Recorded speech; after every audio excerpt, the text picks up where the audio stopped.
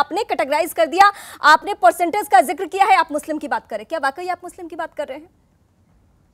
नहीं, देखिए, मैं तो अपनी बात की शुरुआत यहीं से करूंगा कि जाकी रही भावना जैसी, तिन पावे प्रभु मूरत वैसी।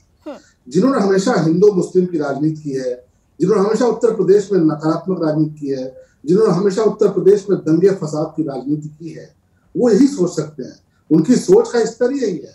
जिनको उत्तर प्रदेश की जनता ने हमेशा से अराजकतावादी माना है, जिन्होंने गुंडागर्दी की है उत्तर प्रदेश में, उनकी सोच का दायरा इससे ज्यादा नहीं बढ़ सकता।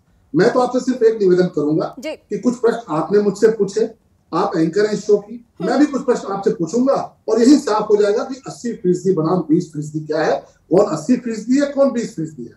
मेरा पहला सवाल आपसे है कि उत्तर प्रदेश में जब 2017 के पहले दंगे हुए, हजारों लोग, सैकड़ों लोग बेघर हुए, मारे गए, तो उस वक्त आपको अच्छा लगा या बुरा लगा? यकीनन बुरा लगेगा।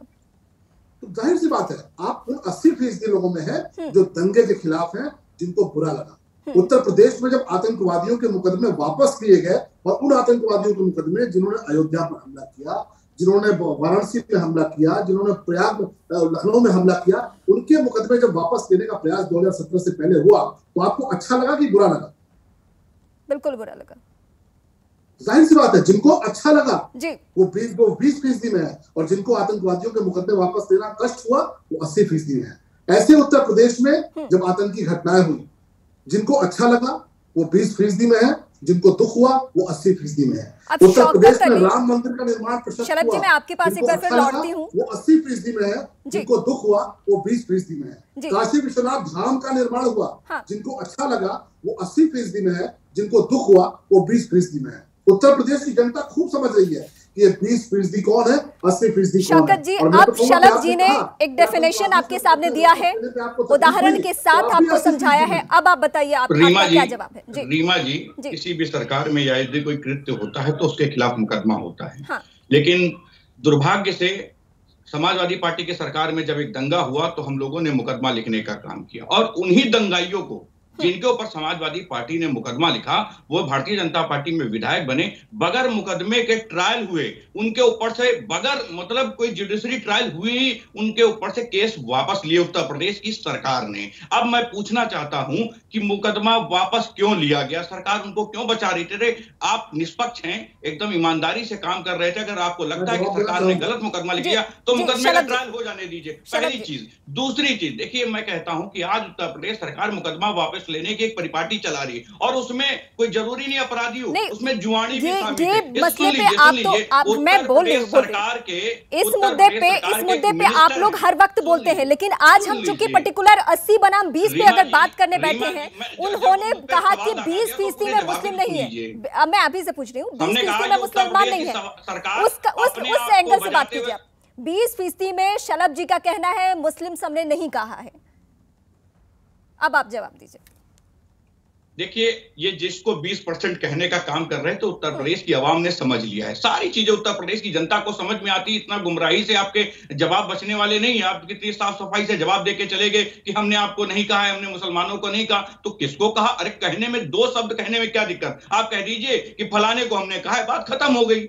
मुझे लगता है उत्तर प्रदेश की जनता को साफ शब्दों में समझ में आ जाएगा। लेकिन उत्तर प्रदेश के मुखिया, उत्तर प्रदेश के मुख्यमंत्री ने साफ तौर पे कहा, दुर्भाग्य से देखिए उस व्यक्ति ने कहा जो खुद सनातन धर्म का अगवा है, और सनातन धर्म में ये कभी नहीं सिखाया जाता है कि आप बंटवारे की बात करिए, जब खुद धर्म गुरु इस तरह की बात कर ले।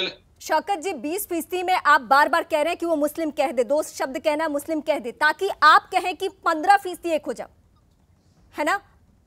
हमने ये किसी से कहा ही नहीं कि कोई एक हो जाए। हमने पहले पहली बातों में अपनी बात कहा, हमने पहली अपनी बातों में कहा कि आप उत्तर प्रदेश के, संपूर्ण उत्तर प्रदेश के मुखिया हैं। 15% पूरे देश का आंकड़ा लेके आ रहे हैं, उसका मतलब क्या है? हमने कहा जब उत्तर प्रदेश में बंटवारे की बात उत्तर प्रदेश का मुखिया ही करेगा, तो उत्तर प्रदेश में कितने विभाजन हो गए इसका अंदाजा लगाना मुश्किल हो जाएगा।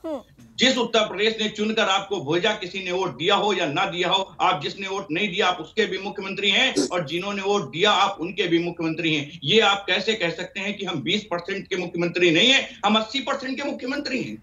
ये तो वो दावा फिर पूरी तरह झूठा हो गया जो आप कहते चले आए, सबका साथ, सबका विश्वास, सबका विकास। मैं आपकी शौकत जी सहूलियत के लिए जहां पे मैं आपको लेके जा रही थी कि 15% का आप जिक्र क्यों कर रहे हैं, अब 20%, अबू आजमी से अभी कुछ ही देर पहले हमने बातचीत की थी, वो बातचीत पहले सुनिए। इस वक्त हमारे साथ अबू आजमी जुड़े हुए भी हैं, सीधे मैं उन्हीं की बातें सुनवाती हूँ। पहले बयान सुनवाते हैं हम।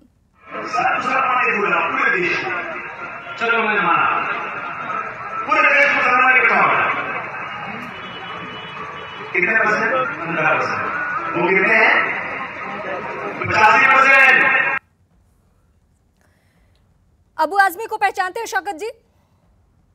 सुन लिया ना क्या कहा था उन्होंने? 15% मुस्लिम्स। जी बिल्कुल, मैं आपकी बात से सहमत हूं, लेकिन मैंने कहा ना कि उत्तर प्रदेश के मुखिया, उत्तर प्रदेश की जनता ने इसलिए चुनकर नहीं भेजा कि आप इस तरह की बात करें। यानी मैं हमारे समाजवादी पार्टी, मुझे खुशी हुई कि आपने ये बातें कही, मुझे बहुत खुशी हुई कि आपने कहा कि जिसने वोट दिया है उसके भी सीएम है, जिसने नहीं दिया है उसके भी सीएम है, वो मुस्लिम के भी, वो हिंदू के भी, वो हर धर्म के सीएम है। लेकिन फिर आप क्यों कैटेगरी में डाल रहे हैं? आप क्यों, अगर वो 20% कह रहे हैं तो आप क्यों मुस्लिम कह रहे हैं? आप क्यों 15% को आगाह कर रहे हैं? रीमा जी, भारतीय जनता पार्टी भरसक प्रयास कर रही है कि उत्तर प्रदेश का जो चुनाव है वो ध्रुवीकरण का हो। उत्तर प्रदेश की आवाम को तमाम चीजें भूलने पे मजबूर किया जा रहा है। उत्तर प्रदेश के मुखिया इस तरह का स्टेटमेंट देके उत्तर प्रदेश की आवाम को गुमराह करना चाहते हैं, उत्तर प्रदेश के नौजवानों को गुमराह करना। लेकिन अभी आपकी सहूलियत के लिए मैं अबू आजमी को सुनवा चुकी हूँ। 15% का वो बयान दे रहे हैं तो 15% का वो बयान दे रहे हैं तो ध्रुवीकरण नहीं हो रहा है। 15% का बयान वो दे रहे हैं, ध्रुवीकरण नहीं हो रहा है। आप बताइए जी। उसी 15% ने योगी आदित्यनाथ जी को वोट भी दिया है। उसी उत्तर प्रदेश ने योगी आदित्यनाथ को 5 साल तक सरकार चलाने का मौका भी दिया है।